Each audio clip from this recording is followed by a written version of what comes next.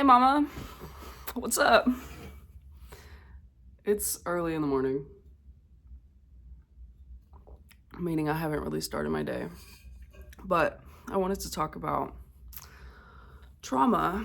I wanted to talk about the unlikely key, the unlikely source of freedom.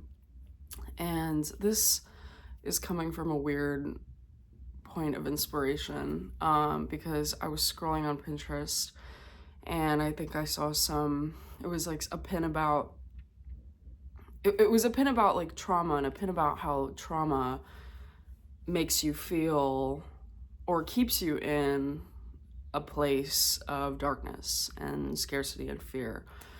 And I commented underneath it that trauma was the unlikely key, is the unlikely key to your freedom. And somebody was like, "Can you please explain?" And I lost that post. I will never be able to go back. No, but I can't comment on a Pinterest post the breadth of the conversation that we're about to have right now, because this is something that I feel like I've spent the last like 6 years at least of my life getting to know better. And it's pretty insane how accurate I think that it is.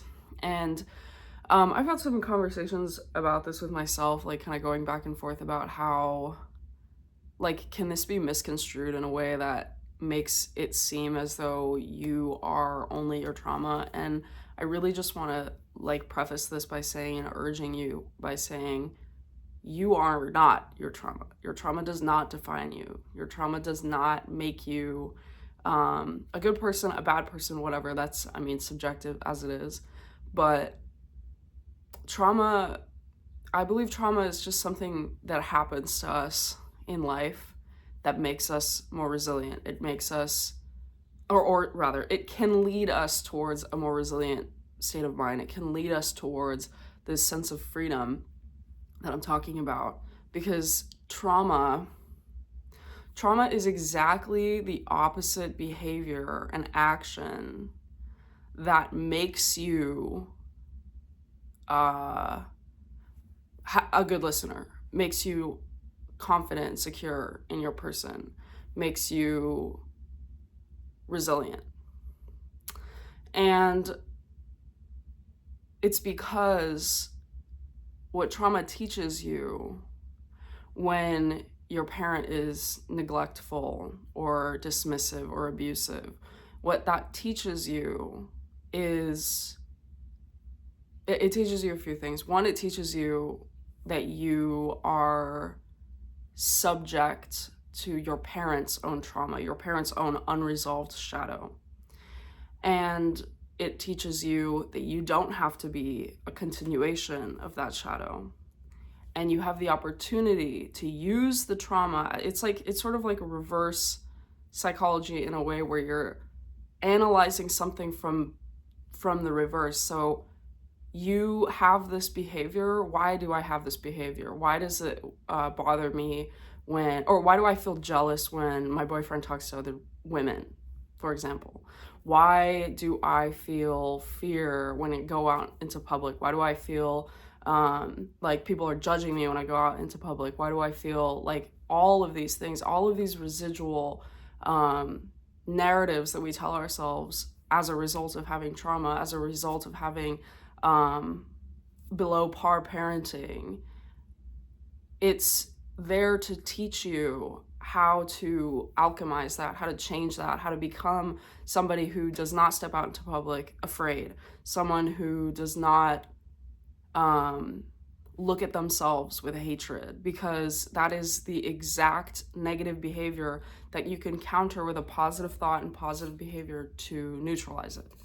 And I think that's like a really big part of trauma and therapy in general, healing in general, is you're looking to like neutralize this negative thought form, because that negative thought form is doing nothing for you except keep you in a place to repeat that negative thought form. That's exactly what your parents did. They experienced negative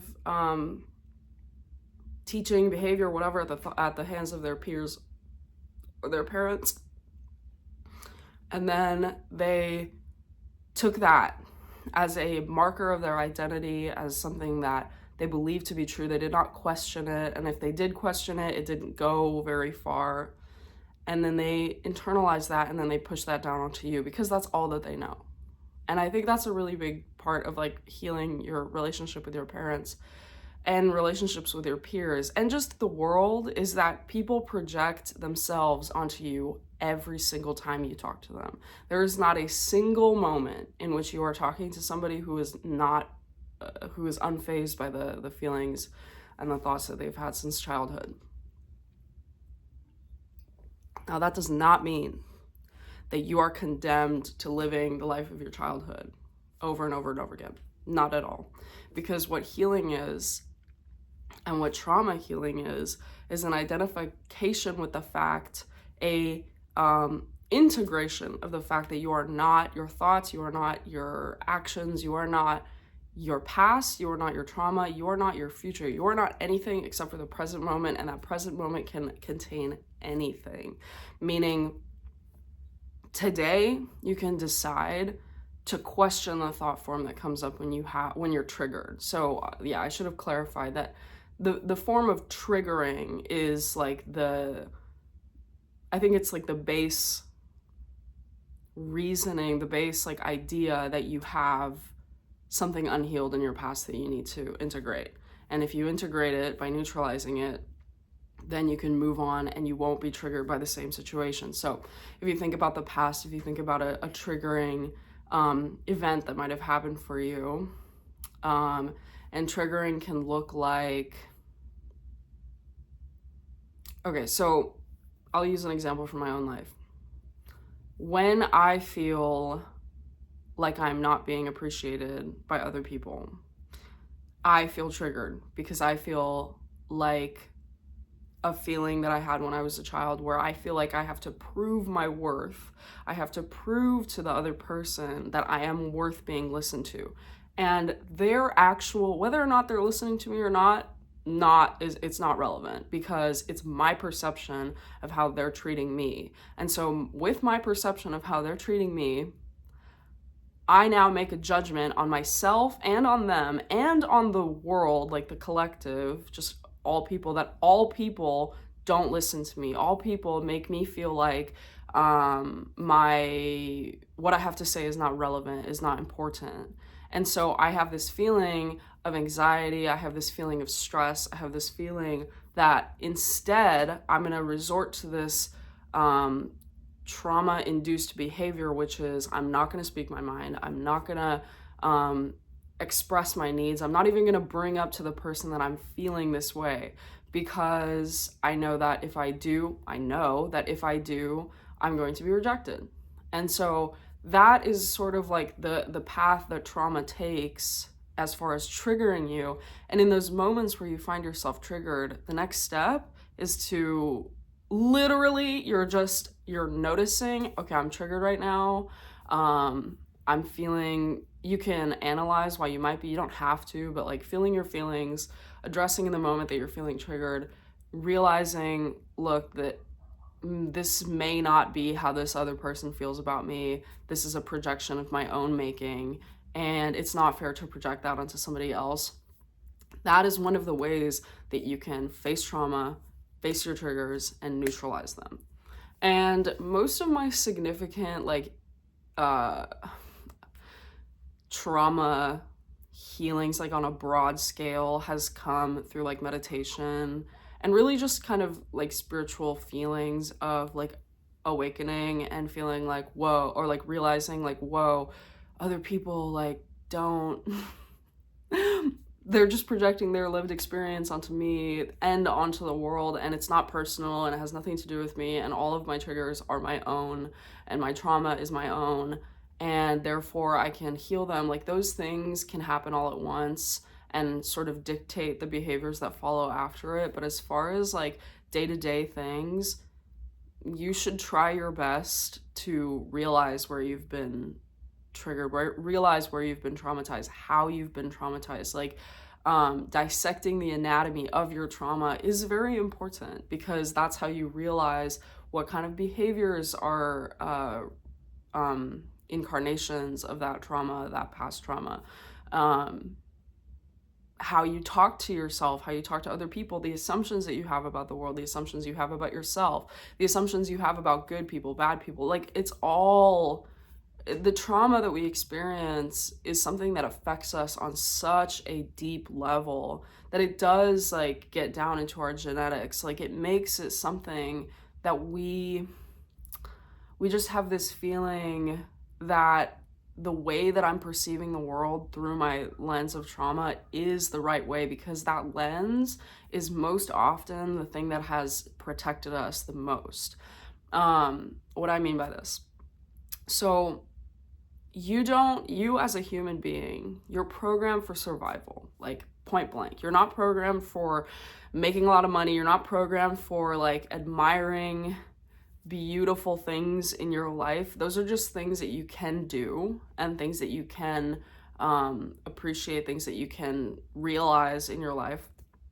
But the base form of human life is animal life. It is survival. So when our ancestors, however many, like, years ago, were sort of proliferating into the world, they were not shaped by anything other than survival. Survival is something that can be traumatic, because running away from a bear will make you fear bears. And that instinct, that survival instinct, is the same thing that is triggered with trauma. Because this analogy is maybe a little too 3D for this, or 4D for this, but when you're running away from a bear, when you are just living your life, trying to find food, trying to drink water, trying to feed your family, as an early human would, and you come across something dangerous, it teaches you that that dangerous thing will always be dangerous. And approaching a bear, cuddling a bear, going up to the bear, it's not going to be safe for you. And this is the exact same thing. It's a complete translation into modern society, where, let's say that bear, that's your mom, where you've realized that if you go to your mom for help, it's going to be met with, like, yelling. It's going to be met with whatever it's met with, like physical abuse.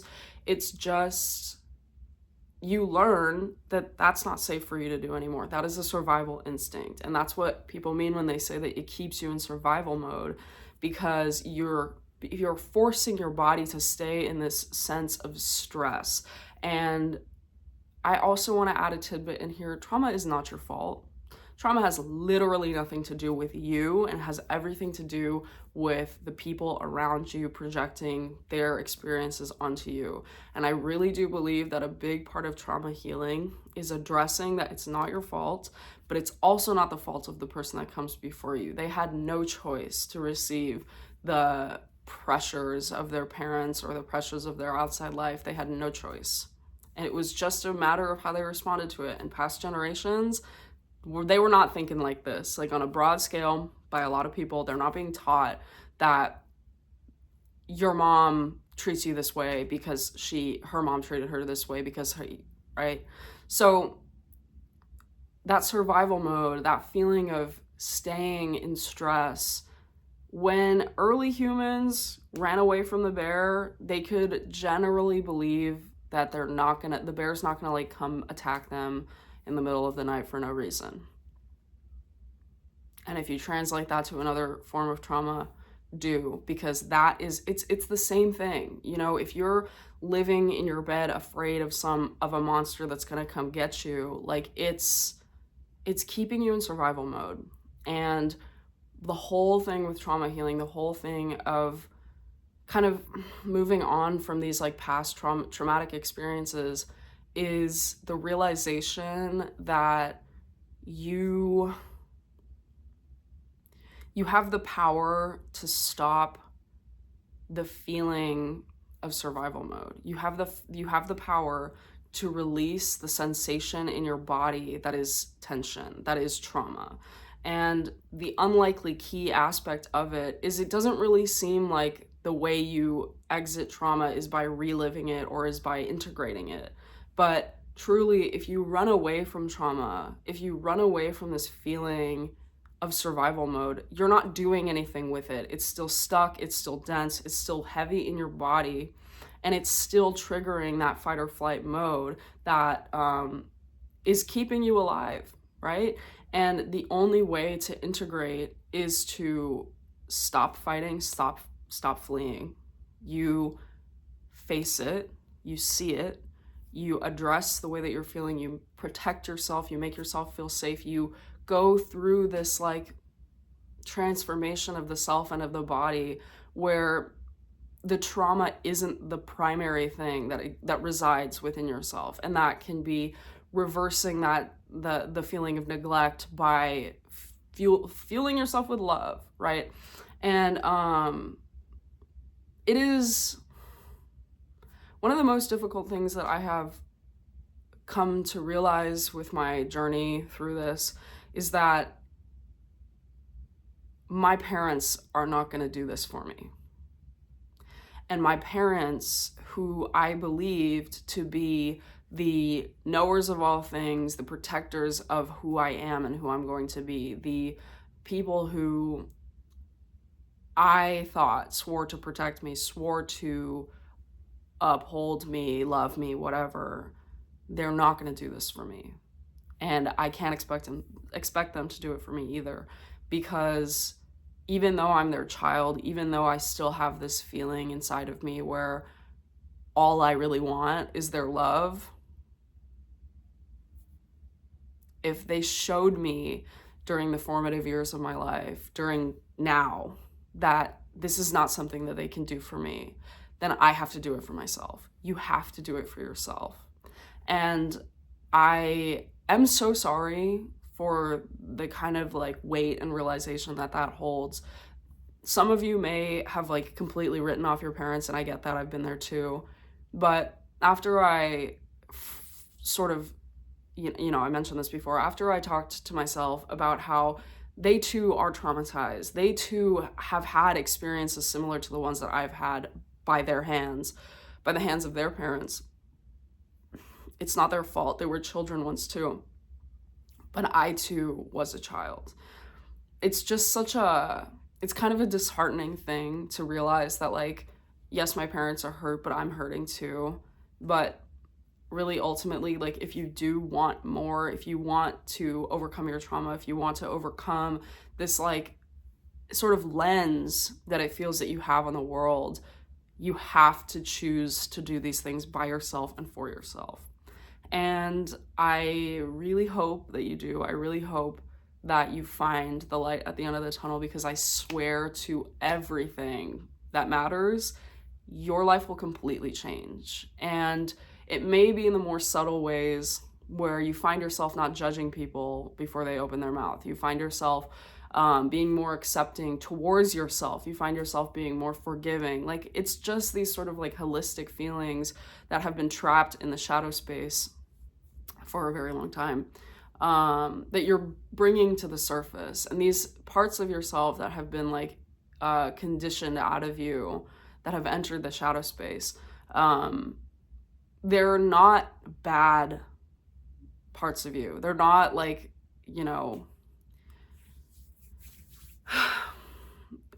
the saying of like homophobic people being gay is kind of coming to mind right now, because like that projection, that like evilness that they feel, that some conservative people feel about homosexuality, that rage is not just homophobia, And so like that's kind of what I mean by like projection, and sort of like a holistic shift in state of mind, where if you're giving yourself the space to explore, wait, like, how do I feel about my same sex? How do I feel about people who are in those relationships? Why am I so angry about this? That's kind of what I mean, that it's the key. That's kind of what I mean by reversing the feeling and the thought of this traumatic and projection based like thinking is that you're really curious. You want to know, why am I feeling this way? How can I not feel this way? And what began this enragement that I feel when I look at other people being happy? And uncovering they're truly morally neutral, these feelings that you're experiencing, these thoughts that you're experiencing, and sort of trying to find out what they really mean instead of the first thing that they tell you. Another thing that comes to mind is a saying that you're not responsible for your first thought. You are responsible, however, for your second thought and your first action. And I think that that is a really topical way of applying like trauma healing, because your trauma is the thing that tells you first, oh, I'm not safe here, or oh, these people are judging me, or oh, these people are not, like, I'm not safe here, right? Even though they've never really, those people specifically have never shown you that you're not safe here, that they are judging you, that whatever thought that you have about them. But someone else in a position of authority, of power, of trust, of whatever it is, did show you that.